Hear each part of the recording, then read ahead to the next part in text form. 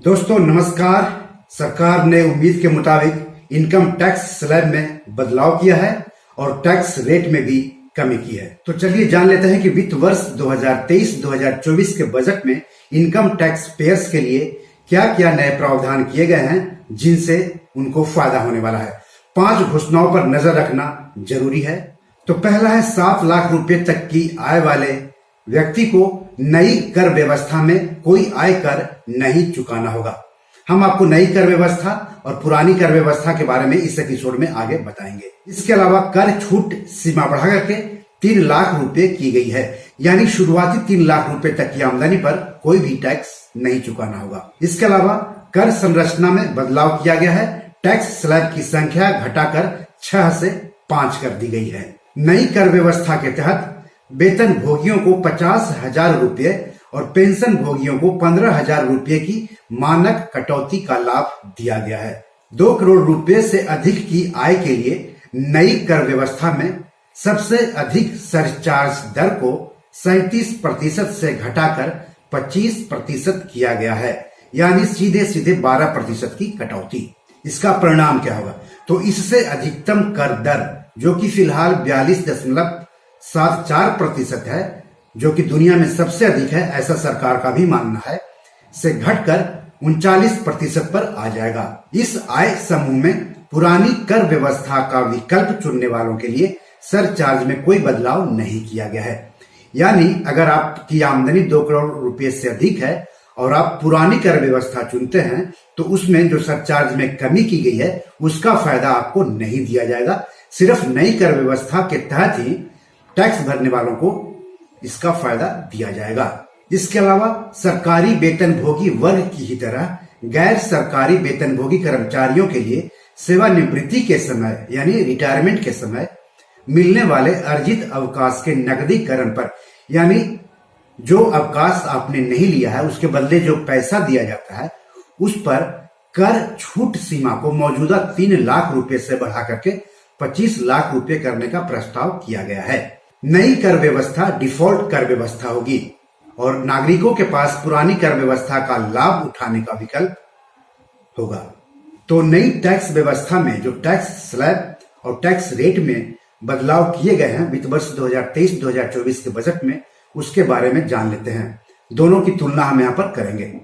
तो बदलाव के बाद नई कर व्यवस्था में 3 लाख तक की आय पर कोई कर नहीं देना होगा, जबकि पुरानी नई कर व्यवस्था में 2.5 लाख तक की आमदनी पर टैक्स छूट थी। जो बदली हुई नई कर व्यवस्था है उसमें 3 से लेकर के 6 लाख तक सालाना आमदनी पर 5% टैक्स लागू होगा, जबकि जो पहले से नई कर व्यवस्था है उसमें 2.5 लाख से लेकर के 5 लाख तक की सालाना आमदनी पर 5% टैक्स देना पड़ रहा है। जो नई कर व्यवस्था के तहत नया टैक्स स्लैब है उसमें 6 लाख से लेकर के 9 लाख तक की सालाना आमदनी पर 10% टैक्स देना होगा। वहीं पहले से जो नई कर व्यवस्था है उसमें 5 लाख रुपया से लेकर के 7.5 लाख रुपए तक की सालाना आमदनी पर 10% टैक्स लागू है। बदले हुए नई टैक्स व्यवस्था का जो स्लैब है उसमें 9 लाख से लेकर के 12 लाख की सालाना आमदनी पर 15% टैक्स लागू किया गया है। वहीं जो पहले से चली आ रही नई कर व्यवस्था का टैक्स स्लैब है उसमें 7.5 लाख से लेकर के 10 लाख रुपए तक की सालाना आमदनी पर 15% टैक्स लागू है। नई कर व्यवस्था के बदले टैक्स स्लैब के हिसाब से 12 से लेकर के 15 लाख तक की सालाना आमदनी पर 20% टैक्स लागू होगा। वहीं जो पहले से टैक्स स्लैब चला आ रहा है नई कर व्यवस्था को लेकर के उसमें 10 लाख से लेकर के 12.5 लाख तक की सालाना आमदनी पर 20% टैक्स लागू है। नई टैक्स व्यवस्था के नए टैक्स स्लैब में 15 लाख से अधिक की सालाना आमदनी पर 30% टैक्स का प्रावधान किया गया है। वहीं पर नई टैक्स व्यवस्था के पुराने टैक्स स्लैब में 12.5 लाख से लेकर के 15 लाख तक की सालाना आमदनी पर 25% टैक्स लागू है। नई टैक्स व्यवस्था का जो पुराना टैक्स स्लैब है उसमें 15 लाख से अधिक की आमदनी पर 30% टैक्स लागू है। अब जो इनकम टैक्स की पुरानी व्यवस्था है उसका टैक्स स्लैब क्या है? हालांकि उसमें बदलाव नहीं किया गया है क्योंकि सरकार चाहती है कि जो टैक्स की नई व्यवस्था है उसको बाय डिफॉल्ट लागू किया जाए और जो पुरानी व्यवस्था है उसको विकल्प के तौर पर रखा जाए। तो पुरानी व्यवस्था जो है टैक्स का, उसका टैक्स स्लैब जान लेते हैं। तो इसमें 3 कैटेगरी किया गया है।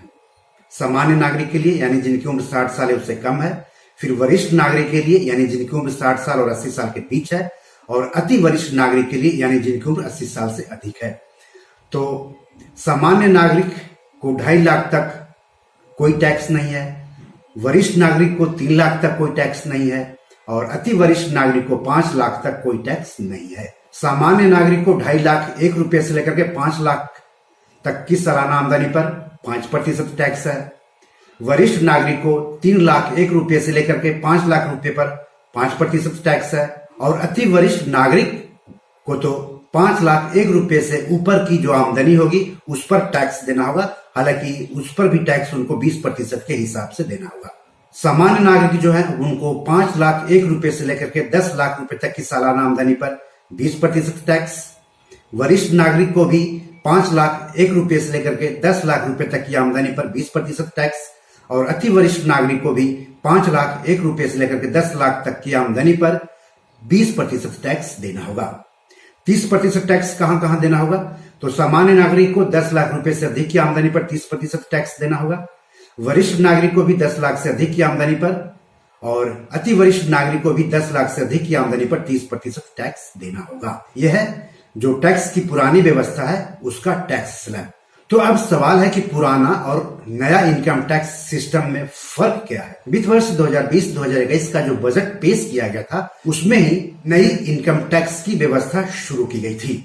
यानी वित्त वर्ष 2020-2021 से ही हमारे यहाँ इनकम टैक्स की 2 व्यवस्था लागू है, एक जो पहले से चली आ रही थी और दूसरी जो कि 2020-2021 में इंट्रोड्यूस की गई थी यानी शुरू की गई थी। इनकम टैक्स की पहले से चली आ रही व्यवस्था में करीब 100 कर छूट का फायदा टैक्स पेयर्स को मिलता है, लेकिन नई व्यवस्था में 100 में से 70 छूट को हटा दिया गया है।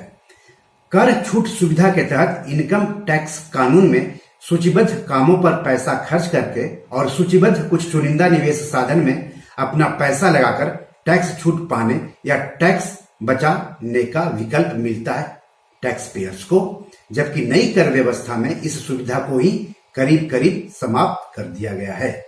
यानी आपको कोई भी कर छूट नहीं मिलेगी नई कर व्यवस्था के तहत। तो इस तरह से वित्त वर्ष 2023-2024 में इनकम टैक्स स्लैब और टैक्स रेट को लेकर के बड़ा ऐलान किया गया है, जिसका फायदा इनकम टैक्स पेयर्स को मिलेगा।